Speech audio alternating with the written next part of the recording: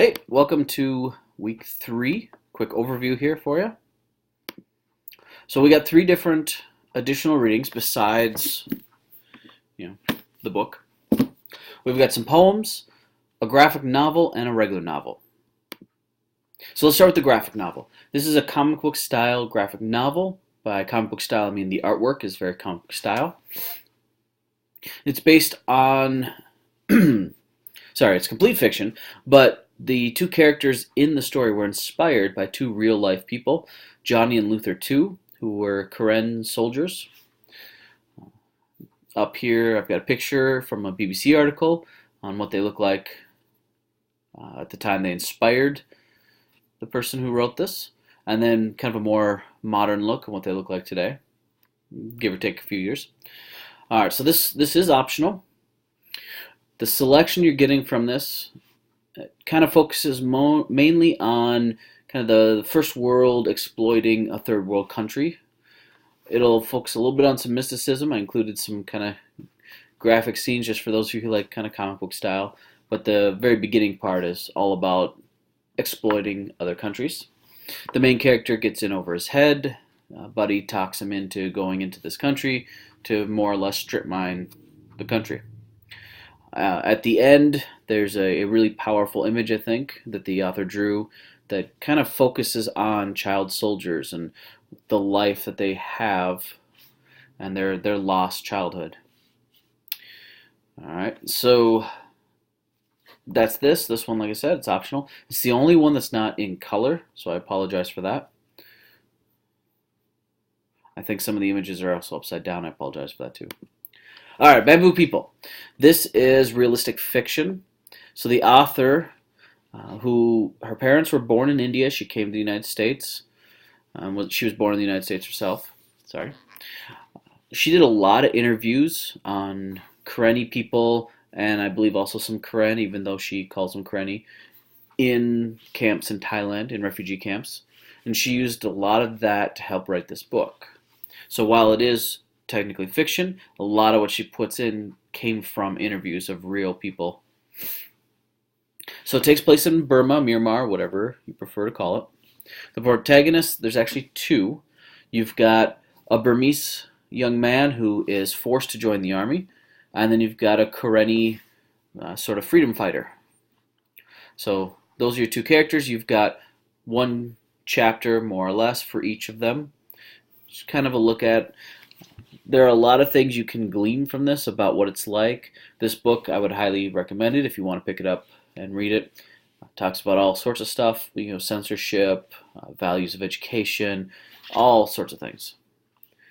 As far as Burma goes, it has the current longest running civil war. This started just shortly after World War II, so there's been a lot of fighting going on.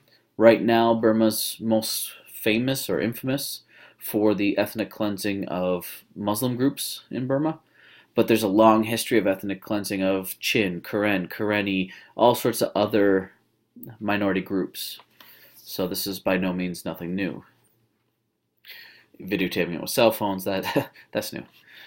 Alright, so the Karenni are different from the Karen, so if you're familiar with Karen at all, Karenni are a different group. And the third section of additional readings here, these are some poems. So, the name, to pronounce the name, it's pronounced Uyghur. These are Chinese people. I've got a map here showing you kind of where they are.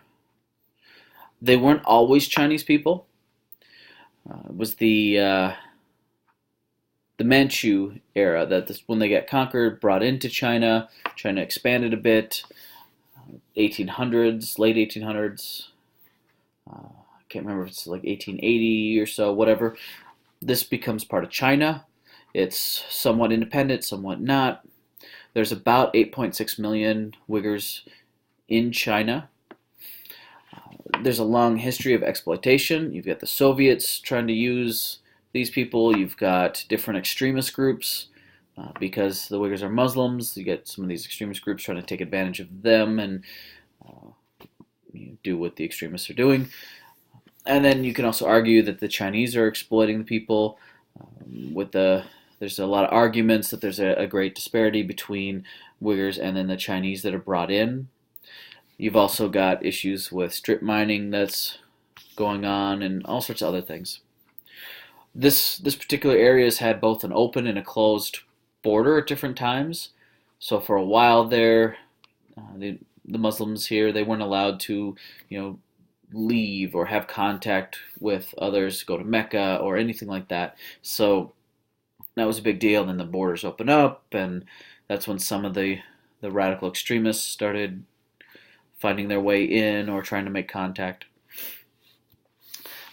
In the last, 20 years, give or take, there have been a lot of different terrorist attacks, and China has responded back, claiming that it's the Uyghurs that are responsible for this. So there's a huge military presence. There have been public trials, all sorts of things that have gone on. It's a semi-militaristic state at times, and the response has been pretty bad. And then the bombings and the stabbings and all sorts of other terrorist activities have led to a very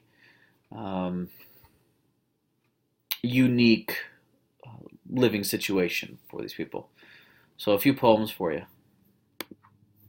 All right, that's your intro to this week. Any questions? As always, just ask.